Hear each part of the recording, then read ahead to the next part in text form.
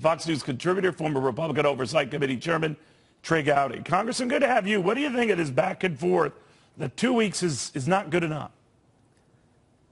Well, I'm in a really small minority, Neil. I don't think the report should be released at all, and I'm frankly surprised that so many Republicans think it should be. A lot of Republicans think the investigation was flawed from its inception. Remember that Strzok was biased, that Papadopoulos was set up, that the dossier was a political hit piece. So if the investigation was flawed from its inception, why is the report not also flawed? I don't think the report should be released because the Department of Justice speaks in indictments. They've already indicted a lot of people. That's the way the Department of Justice speaks. They don't write biographies. They don't write summaries and reports and have press conferences like what Jim Comey did that the Inspector General actually found violated policy. The Department of Justice speaks in indictments. And if you're not indicted, I don't know that the Department of Justice should be releasing a political hit piece that people like Schiff and Nadler are then going to use for 2020. Well, regardless, it is going to come out. There might be portions redacted, sir, to your concerns, but it is coming out. I'm wondering if in having it released, there are other things that could be interpreted differently than Barr has. A lot of Democrats have said that he made condescending sort of bullet points. That's coming from Nancy Pelosi. Where did she get that? I think they didn't like the result, Neil. So if you don't like the result, keep in mind, these are some of the same people that were introducing bills to protect Mueller. Remember all the Mueller protection bills. Little did we know he would need to be protected from Nancy Pelosi and Schiff and other people who just don't like what he found. What he found is, and this is the important sentence that Barr shared, despite multiple opportunities, the Trump campaign never colluded, coordinated, conspired with Russia. And what my former colleagues like Swalwell and Schiff never seem to bring up is the only campaign that took Russian dirt and actually paid for it was the Clinton campaign. Not the Trump one, the Clinton campaign.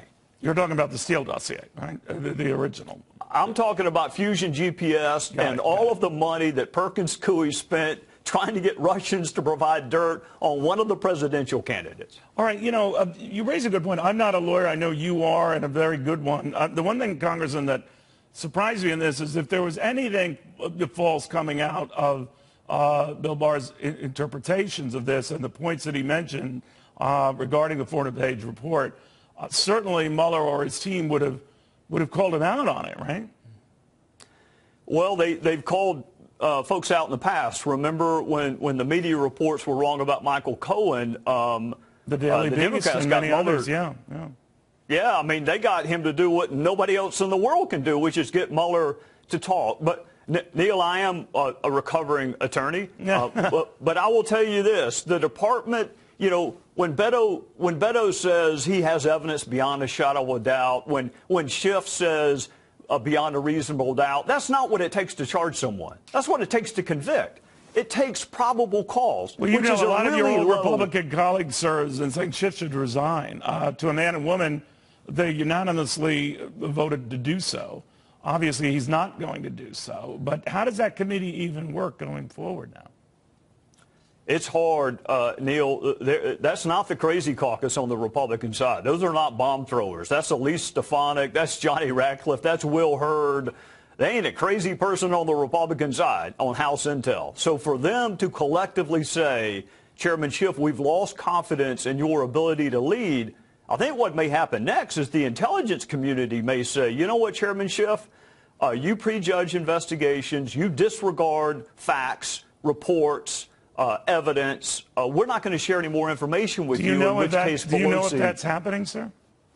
I don't, but it would not. I mean, if you're the CIA, why are you going to risk your life providing information to someone who has a well-deserved reputation for leaking and who's going to disregard evidence because of his hatred for the president? At some point, these are executive branch entities. At some point, they're going to say, you know what, Adam, if us providing you with evidence is not going to change your deeply held wrong conviction, then we're going to quit providing you with information. Trey Gowdy, good lawyer and all. Good luck sir. in your recovery efforts on that front. Always good seeing you. Thank you. Let me start by asking you on the central question of the Mueller investigation. Do you accept the central conclusion of the Mueller report that there was no conspiracy between the Trump campaign and Russia? I mean, recognizing I haven't read the report, right, that was the conclusion that came out of the report as reported by the Attorney General. So, yes, I do. Because not everybody in the Democratic Party does accept that. I think you've seen, for example, other people, Congressman Adam Schiff, chairman of the House Intelligence Committee, said just this week after the publication of the Barr letter, obviously there's collusion. We'll continue to investigate the counterintelligence issue. That is the president or the people around him compromised in any way by a hostile foreign power? You don't accept that, though. So listen, I think the Mueller report, again, which I haven't read, which is one of the reasons why I think we should make the report public, because I don't think as a country we'll ever be able to move on from this issue unless we actually see the report. The conclusion of the report, which was the criminal standard of collusion met, I accept that premise, right? Am I still highly suspicious of why the president is a bit of an apologist for Russia?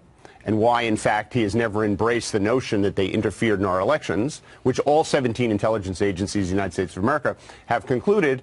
You know, that remains very troubling to me, but I accept the central premise of the report, as reported by the Attorney General, that criminal collusion, if you will, that standard, which is very high, was not met in the report. And what about the obstruction of justice issue? The Attorney General's letter said that the conclusion of the Mueller report was inconclusive on that. That's right. That he wasn't exonerated, but there was no evidence he can. Is that something then that you think requires further investigation? Well, again, I think that's why I think getting the report out there. And listen, I think the Attorney General will actually put the report out. His comments have indicated that he will. You know, I'll take him at his word for that. I think he should. And clearly obstruction was a close call, right? Because Mueller didn't conclude on it, at least from what the Attorney General communicated to us. He indicated that Mueller did have a hard time. He said he and the Office of Legal Counsel and the Deputy Attorney General all agreed that there was not a case to be... Listen, the president's behavior with respect to James Comey, you know, whether it be Flynn or just with respect to Comey directly, I think was terrible. And I think the president put himself in the crosshairs of this investigation with his behavior. So again, we should get the report out. I would personally like to move on as a nation because I think we have much more important things to actually deal with. Right, I think the report should be made public. There might be some revelations in this report that causes me to kind of answer all these questions differently. But at this point, having not seen the report, I'm effectively taking the Attorney General at his word around collusion.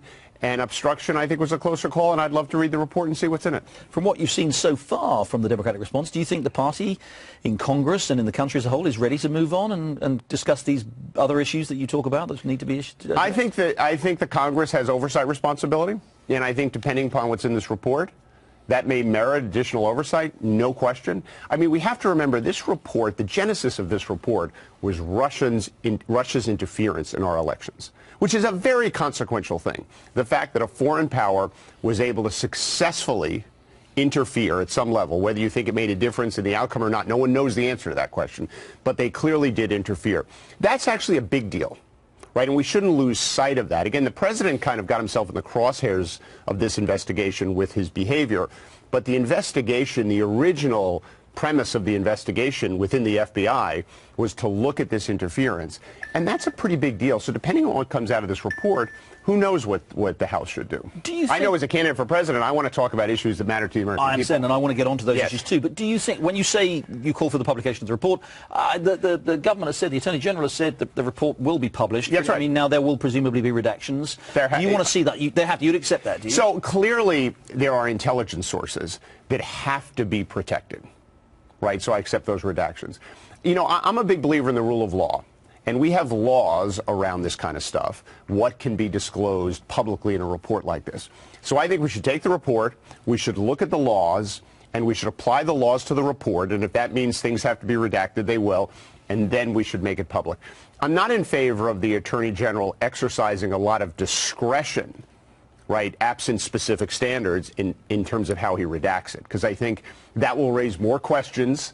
You know, and I'm a big believer in transparency. So we should apply the law, we should protect sources, we should redact those things, and then we should make this report public. When there was an investigation by the FBI of Hillary Clinton and her emails back in 2015, 2016, then FBI Director James Comey came out and said there was no case for, he wasn't going to pursue a case for prosecution, but he came out and gave a very sort of comprehensive and rather damning account of then Secretary Clinton's behavior, a lot of Democrats were unhappy with that and said, there's either a case for prosecution or there isn't. We don't need to have a kind of commentary from the law enforcement or from the prosecutors on what she may or may not have done right. Aren't you, though, by saying we need to see this whole report in its entirety, aren't you asking for exactly what Democrats objected to when James Comey did that back in 2016? Putting the report out is not really commentary, in my opinion, right? I mean, look, this Mueller investigation is a unique moment in American history, right? We had a sitting president of the United States investigated for possible collusion with a foreign power associated with his election. And it's preoccupied the country for 2 years. I just think to restore trust in our institutions, which is one of the things that's really lacking in our country right now, and it's very concerning to me, I think full transparency of this report will help establish trust. Everyone will have an opportunity to read it. No one will think anything's being hidden from them. And I think that doesn't mean people won't draw different conclusions. They undoubtedly will. But getting it out there is good.